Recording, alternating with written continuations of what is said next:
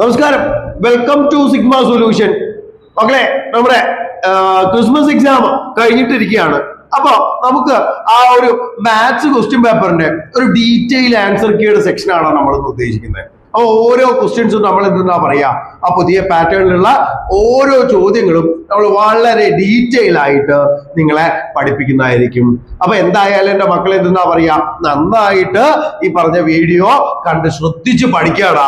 അങ്ങനെയാണെങ്കിൽ ഒന്നാമത്തെ ചോദ്യത്തിലോട്ട് പോയാലോടാ മക്കളെ. ഒന്നാമത്തെ ചോദ്യത്തിലോട്ട് പോയാലോ. എന്തായിരുന്നു ഒന്നാമത്തെ ചോദ്യം? Algebra form of an arithmetic sequence is 3 minus 5n. What is the common difference? ഒരു സമാന്തര ശ്രേണിയുടെ ബീജഗണിത രൂപം 3-5n ആണ്. അങ്ങനെയാണെങ്കിൽ പൊതുവ്യത്യാസം എത്രയാണെന്നാണ് ചോദിച്ചിട്ടുള്ളത്. അപ്പൊ നിങ്ങൾക്ക് അറിയാലോ, നമുക്ക് എല്ലാവർക്കും അറിയാവുന്ന കാര്യമാണ് xn is equal to എന്തുകൊണ്ടാണ് മക്കളെ തന്നിട്ടുള്ളത്? 3 minus 5n കൊണ്ടല്ലേ തന്നിട്ടുള്ളത്. 3 minus 5n കൊണ്ടല്ലേ തന്നിട്ടുള്ളത്. അപ്പൊ ഇങ്ങനെയാണ് എന്നുണ്ടെങ്കിൽ നമുക്കറിയാലോ, പൊതുവ്യത്യാസം അല്ലെങ്കിൽ കോമൺ ഡിഫറൻസ് എന്ന് പറയുന്നത് എല്ലായ്പ്പോഴും ഞാൻ ആരായിരിക്കുന്നതാണ് മക്കളെ പറഞ്ഞിട്ടുണ്ടായിരുന്നത്. എല്ലായ്പ്പോഴും ആരായിരിക്കുന്ന പറഞ്ഞിട്ടുണ്ടായിരുന്നത് അല്ലേ? അതായത് എന്നിന്റെ തൊട്ടുപ്പുറത്ത് എടുക്കുന്ന ആള് ഇത് സൈൻ അടക്കം വേണം മക്കളെ. അപ്പൊ ആരായിരിക്കും മക്കളെ? ഇവിടെ ഡിയുടെ വാല്യൂ എന്തായിരിക്കും വരിക? -5 അല്ലേ വരിക. ഡിയുടെ വാല്യൂ എന്ന് പറയുന്നത് ഏതാണ് വരിക? -5 അല്ലേ വരിക. അപ്പൊ ഒന്നാമത്തെ ക്വസ്റ്റ്യൻ എല്ലാവരും ശരിയാക്കി ഉണ്ടാവും വിചാരിക്കണു. ദെൻ രണ്ടാമത്തെ ചോദ്യം എന്ന് പറയുന്നത് എന്താണ് മക്കളെ? രണ്ടാമത്തെ ചോദ്യം എന്ന് പറയുന്നത്, a circle is drawn with the line joining the points 3,8 and 5,6 as diameter. What are the coordinates of the center of the circle? അതായത് 3, 8, 5, 6 എന്നീ ബിന്ദുക്കൾ യോജിപ്പിക്കുന്ന വരവ്യാസമായ വൃത്തകേന്ദ്രത്തിന്റെ സൂചക സംഖ്യകൾ എഴുതാനാണ് പറഞ്ഞിട്ടുള്ളത്. അപ്പൊ അതാ നോക്കിയേ, നമ്മളിവിടെ എന്താണ് മക്കളെ ചെയ്യാൻ പോണത്? ഞാൻ വെറുതെ ഒരു സർക്കിൾ വരച്ചു ഇല്ലേ. ഈ ഒരു സർക്കിളിന്റെ ഈ പറയുന്ന, അതായത് നമ്മളോട് എന്താ പറഞ്ഞിട്ടുണ്ടായിരുന്നത്? ഒരു വരയുടെ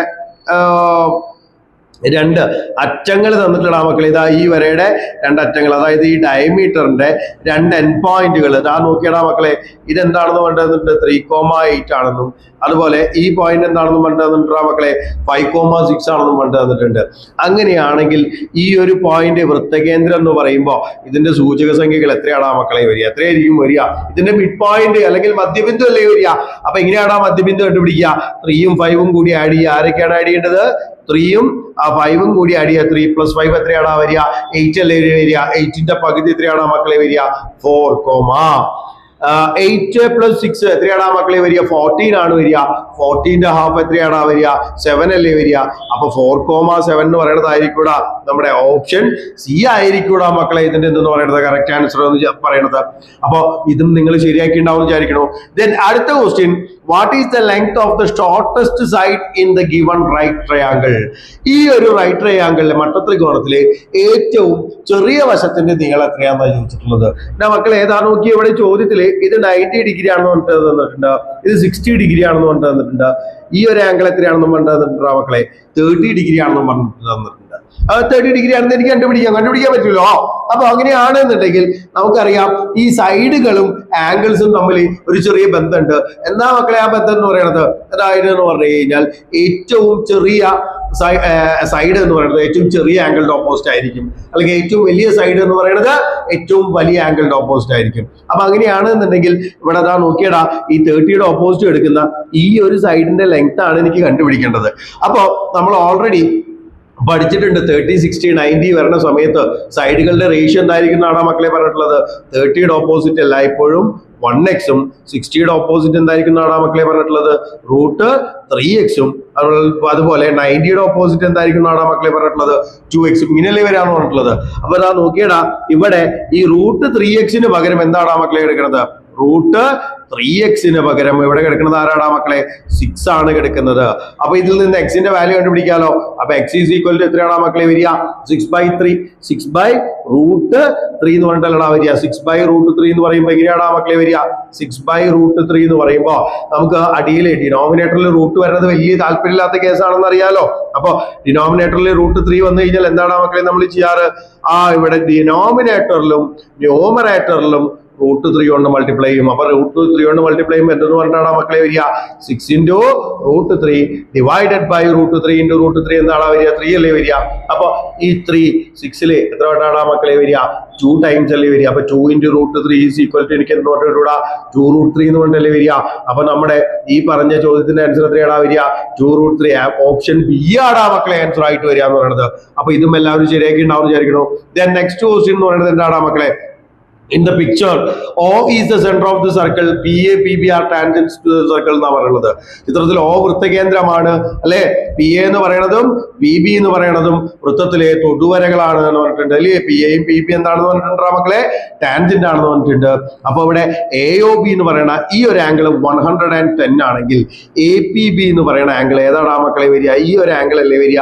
അപ്പൊ നമുക്കറിയാം ഈ ആംഗിൾ എന്തായിരിക്കും വരിക? 90 ഡിഗ്രി ആയിരിക്കും വരിക അല്ലേ? 90 ഡിഗ്രി ആയിരിക്കും വരിക. ഈ ആംഗിൾ എന്തായിരിക്കും മക്കളെ വരിക? 90 ഡിഗ്രി ആയിരിക്കും വരിക. എല്ലാവർക്കും അറിയണ കാര്യമാണെന്ന് ഓർമ്മയിലുണ്ടെന്ന് വിചാരിക്കുന്നു ഇല്ലേ? ഇത് രണ്ട് 90 ഡിഗ്രി വീതമല്ലേ വരിക? അപ്പൊ അങ്ങനെയാണെന്നുണ്ടെങ്കിൽ ഇതും കൂടി ആഡ് ചെയ്യുമ്പോൾ എത്ര വരണം? 180 വരണം. ഓൾറെഡി നമ്മളത് തീറായിട്ട് പഠിച്ചു വെച്ചിട്ടുണ്ട്, ഞാൻ വെറുതെ പറഞ്ഞു എന്ന് മാത്രം. അപ്പൊ ഇത് 110 ആണെങ്കിൽ ഇത് എത്രയാണ് മക്കളെ വരിക? 70 ഡിഗ്രി അല്ലേ വരിക? 70 ഡിഗ്രി അല്ലേ വരിക? 150 ന്ന് 110 കുറയ്ക്കുമ്പോൾ 70 ഡിഗ്രി വരും. ഇതാ അപ്പൊ ഓപ്ഷൻ സി ആടാ മക്കളെ അതിന്റെ ആൻസർ എന്ന് പറയുന്നത്. അപ്പൊ ഇതും എല്ലാവരും ശരിയാക്കി ഉണ്ടാവും വിചാരിക്കണു.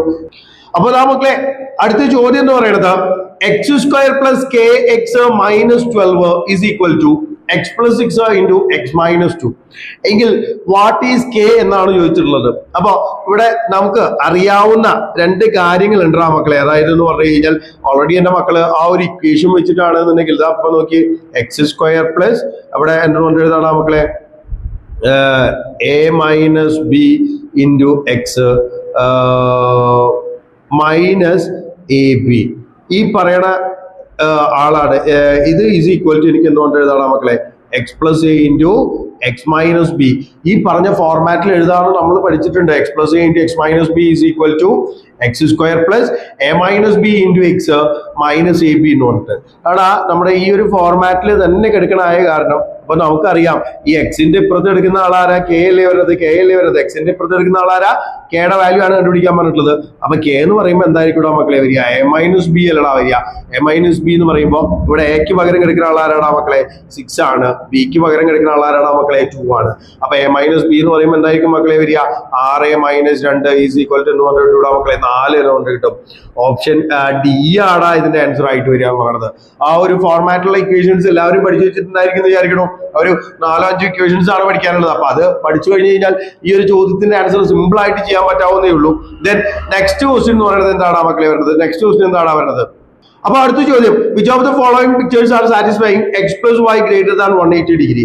ചുവടെ തന്നിരിക്കുന്നവയിൽ x + y 180നേക്കാൾ കൂടുതലാകുന്ന ചിത്രങ്ങൾ ഏതൊക്കെയാണെന്നാണ് മക്കളെ ചോദിച്ചിട്ടുള്ളത്. അപ്പൊ ഈ ഒരു ചോദ്യം ചെയ്യുമ്പോൾ എന്റെ മക്കളെ ഓർമ്മയിൽ വെക്കേണ്ട കാര്യം എന്ന് പറഞ്ഞു കഴിഞ്ഞാൽ എല്ലായ്പ്പോഴും ഇതാ നോക്കിയടാ ഈ പറഞ്ഞ ആൾക്കാര്. അപ്പൊ ഇവിടെ നോക്കുകയാണ് ഈ പറഞ്ഞ മാതിരി വരുന്ന ഒന്നാമത്തെ ചോദ്യം എന്ന് പറയുമ്പോൾ ഒന്നാമത്തെ ചോദ്യത്തിനുള്ളിൽ നോക്കിയടാ മക്കളെ ഈ പറഞ്ഞ ആംഗിൾ, അതാ ഈ പറഞ്ഞ ആംഗിളും കൂടി ആഡ് ചെയ്യുമ്പോൾ എത്രയാണോ മക്കളെ വരിക? അതായത് ഞാനിവിടെ പേര് കൊടുക്കുകയാണ്. അതായത് എന്ന് പറഞ്ഞു കഴിഞ്ഞാൽ എക്സും വൈ ഒഴികെയുള്ള രണ്ട് ആംഗിൾ കൂടി കൂട്ടുമ്പോൾ ഇതില് ഒരു ആംഗിൾ ഓൾറെഡി സർക്കിളിന്റെ ഉള്ളിലായ കാരണം ഇത് 180നേക്കാൾ കൂടുതലാവാനുള്ള സാധ്യത എന്തായിരിക്കും വരിക? ഇത് 180നേക്കാൾ ഈ രണ്ട് ആംഗിളും, അതായത് ഈ പോയിന്റ് സർക്കിളിന്റെ ഉള്ളിലായ കാരണം ഇവരുടെ ആംഗിൾ എന്ന് പറയുന്നത് ഈ ഒരു ആംഗിൾ എന്ന് പറയുന്നത് എന്തായിരിക്കും മക്കളെ പറയുന്നത്? ഈ രണ്ട് ആംഗിളിന്റെ സമ്മ 180 ഡിഗ്രിനേക്കാൾ കൂടുതലായിരിക്കും മക്കളെ. അപ്പൊ സ്വാഭാവികമായിട്ടും ഇതെന്തായിരിക്കാനാണ് സാധ്യത?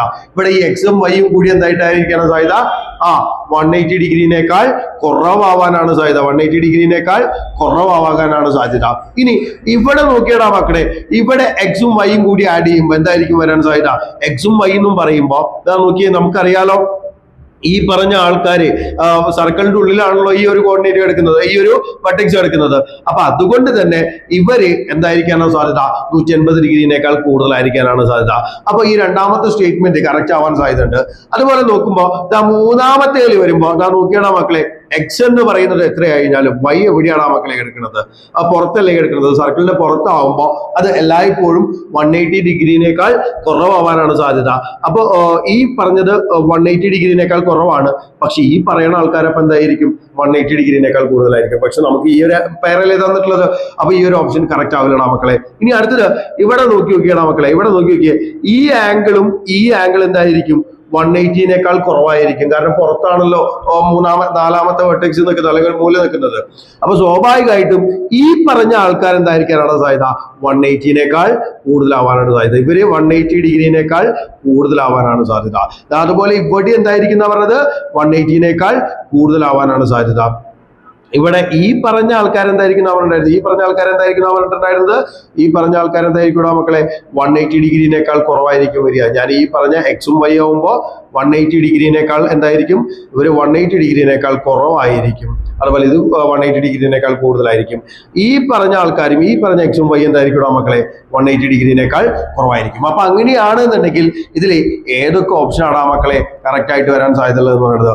ഫസ്റ്റ് സെക്കൻഡ് വണ്ണും ഫോർത്ത് വണ്ണും ആയിട്ട് വരുന്ന ഓപ്ഷൻ ഏതാണ് മക്കളെ? ഓപ്ഷൻ സി അല്ലാണോ വരുന്നത്? ഓപ്ഷൻ സി അല്ലേ വരുന്നത്?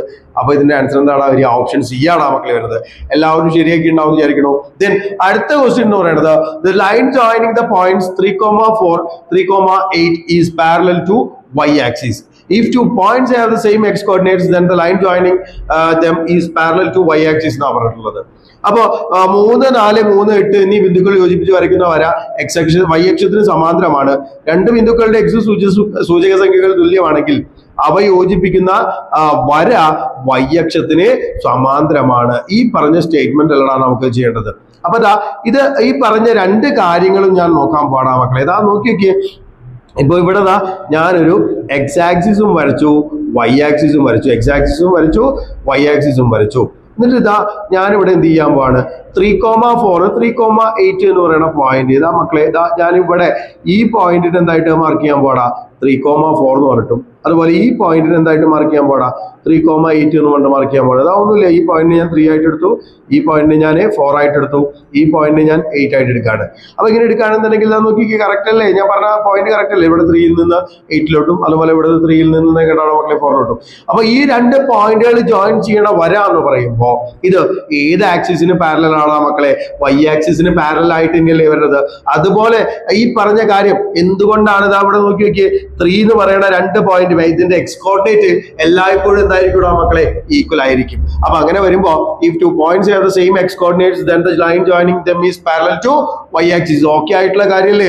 അതായത് സ്റ്റേറ്റ്മെന്റ് 1 എന്ന് പറയുന്നത് കറക്റ്റ് ആണ്. സ്റ്റേറ്റ്മെന്റ് 2 എന്ന് പറയുന്നത് എന്താണ് മക്കളെ? കറക്റ്റ് ആണ്. സ്റ്റേറ്റ്മെന്റ് 1ന്റെ കൃത്യമായിട്ടുള്ള കാരണമാണ് എന്തെന്ന് പറയുന്നത്? രണ്ടാമത്തെ സ്റ്റേറ്റ്മെന്റ് എന്ന് പറയുന്നത്. അപ്പൊ അങ്ങനെ വരുമ്പോ നമുക്ക് ഇതിൽ ഏതാണ് statement 1 is true and statement 2 is false? അതാണോ? അല്ല. both statements are true. Statement 2 is the reason for statement 1. അതായത് പ്രസ്താവന രണ്ടും ശരിയാണ്. പ്രസ്താവന ഒന്നിന്റെ കാരണമാണ് പ്രസ്താവന 2 എന്ന് പറഞ്ഞിട്ടുള്ള ഓപ്ഷൻ സി ആണ് മക്കളെ ഇതിന്റെ കറക്റ്റ് ആൻസർ ആയിട്ട് വരിക. ഓപ്ഷൻ സി ആണ് ഇതിന്റെ കറക്റ്റ് ആയിട്ടുള്ള കാരണമായിട്ട് വരിക. then അടുത്ത ക്വസ്റ്റ്യൻ എന്ന് പറയുന്നത് if two chords of a circle intersect within the circle, the product of the parts of one chord is equal to the product of the parts of the other. The two triangles have the same angles, then their sides are scaled by same factor എന്നാണ് പറയുന്നത്. ഒരു വൃത്തത്തിലെ രണ്ട് ജാണുകൾ വൃത്തത്തിനുള്ളിൽ മുറിച്ച് കടക്കുമ്പോൾ ഒരു ജാണിന്റെ ഭാഗങ്ങളുടെ ഗുണനഫലവും മറ്റേ ജാണിന്റെ ഭാഗങ്ങളുടെ ഗുണനഫലവും എന്തായിരിക്കും പറയുന്നത്? തുല്യമാണ്. ഓൾറെഡി നമ്മൾ പഠിച്ചു വെച്ചിട്ടുള്ള കാര്യമാണ് മക്കളെ. അതുപോലെ രണ്ട് ത്രികോണങ്ങളുടെ കോണുകൾ തുല്യമാണെങ്കിൽ വശങ്ങളുടെ മാറ്റം എന്തായിരിക്കും പറയണത്? ഒരേ തോതിലായിരിക്കും പറയണത്. അപ്പൊ ഞാൻ നോക്കി നോക്കിയേ, നമുക്ക് ഇവിടെ PA × PB is equal to PC × PD. ഇതാ ഒന്നാമത്തെ സ്റ്റേറ്റ്മെന്റ് നമ്മൾ ഓൾറെഡി പഠിച്ചു കഴിഞ്ഞിട്ടുള്ളതാണ്. അപ്പൊ അതുകൊണ്ട് ആ ഒരു സ്റ്റേറ്റ്മെന്റ് ഓക്കെ ആണ് എന്നുള്ള കാര്യത്തിൽ ആർക്കും തർക്കം ഉണ്ടാവില്ല. സ്റ്റേറ്റ്മെന്റ് 1 എന്താണ് മക്കളെ? കറക്റ്റ് ആയിട്ടുള്ള കാര്യമാണ്. സ്റ്റേറ്റ്മെന്റ് 1 എന്ന് പറയുന്നത് എന്താണ്? കറക്റ്റ് ആയിട്ടുള്ള കാര്യമാണ്. then അടുത്തത് എന്ന് പറയുന്നത് രണ്ട് ത്രികോണങ്ങളുടെ കോണുകൾ തുല്യമാണെങ്കിൽ വശങ്ങളുടെ മാറ്റം ഒരേ തോതിലാണ്. അതായത് ഈ പറഞ്ഞ ആൾക്കാര് ഇത് സെയിം ആണോ അല്ലെങ്കിൽ ഈ പറഞ്ഞ കാരണം കൊണ്ട് തന്നെയാണോ ഈ ഒരു സ്റ്റേറ്റ്മെന്റ് ഉണ്ടായതെന്നാണ് മക്കളെ അറിയേണ്ടത്. അപ്പൊ ഞാൻ നോക്കിയടാ, ഞാനിവിടെ എന്താ ചെയ്യാൻ പോണെന്ന് വിചാരിച്ചു കഴിഞ്ഞാൽ PA എന്ന് പറയുന്ന സൈഡ് ആകുമ്പോൾ ഏതാണ് മക്കളെ വരിക? PA എന്ന് പറയുന്ന സൈഡ് ഇതാണ്. PA എന്ന് പറയുന്ന സൈഡ്. PB എന്ന് പറയുന്ന സൈഡ് ഏതാണ്? ഇതാണ് PB എന്ന് പറയുന്ന സൈഡ്. അതുപോലെ PC എന്ന് പറയുന്ന സൈഡ് ഏതാണ് മക്കളെ? PC എന്ന് പറയുന്ന സൈഡ് ഇതാണ്. PD എന്ന് പറയുന്ന സൈഡ് ഏതാണ് മക്കളെ? ഇതാണ് PD എന്ന് പറയുന്ന സൈഡായിട്ട് വരുന്നത്. അപ്പൊ ഞാൻ നോക്കിയടാ, ഞാൻ ഇവിടെ എന്ത് ചെയ്യാൻ പോവാണ്? ഈ പറഞ്ഞ രീതിയിൽ ഞാൻ നോക്കി ഇവിടെ രണ്ട് ട്രയാങ്കിൾ ആയിട്ട് കൺസിഡർ ചെയ്യാൻ പോവാണ്. അതായത് പറഞ്ഞു കഴിഞ്ഞാൽ ഇവിടെ നിന്ന് നോക്കിയടാ മക്കളെ, ഞാൻ ഇവിടെ നിന്ന് ഇങ്ങോട്ട് ജോയിൻ ചെയ്യണം, ഇവിടെ നിന്ന് ഇങ്ങോട്ട് ജോയിൻ ചെയ്യാണ്.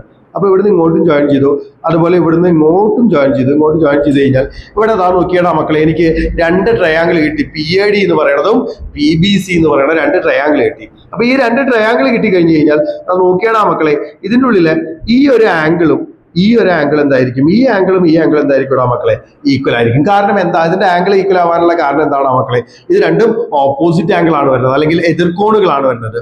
ഇനി അടുത്തതായിട്ട് ഞാൻ ഇവിടെ ചെയ്യാൻ പോകുന്നത് ഒന്നുമില്ലടാ മക്കളെ, ഇവിടെ നോക്കിയേ, ഞാൻ ഈ പറഞ്ഞ